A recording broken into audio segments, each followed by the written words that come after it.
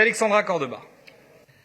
Merci Monsieur le maire, mes chers collègues, cher Pierre Rabadan. L'ancien rugbyman international Christophe Dominici est décédé le 24 novembre dernier à l'âge de 48 ans. La disparition de Domi, comme il était surnommé, a profondément choqué et ému bien au-delà du monde du sport, des fans de rugby et au-delà des frontières.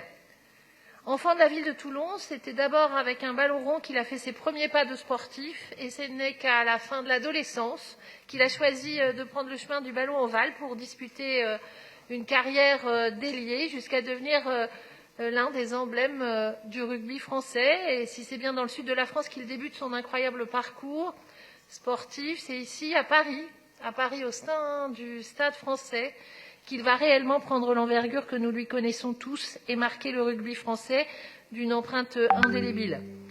Dans un monde du rugby en pleine mutation à cette époque, il va accumuler avec son équipe de nombreuses victoires qui seront couronnées dès 1998 par le titre de champion de France.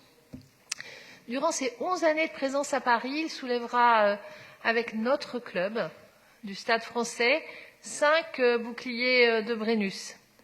Ces performances vont logiquement lui ouvrir les portes de l'équipe nationale à la veille de la Coupe du monde de rugby de 1999 qui s'est déroulée en France au Royaume-Uni.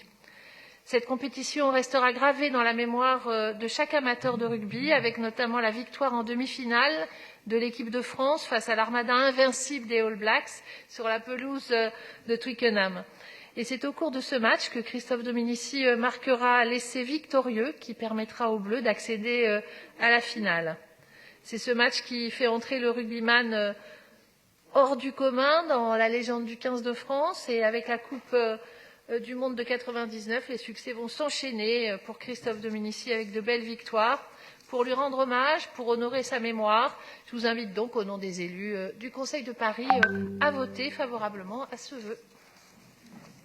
Merci Alexandra Cordoba.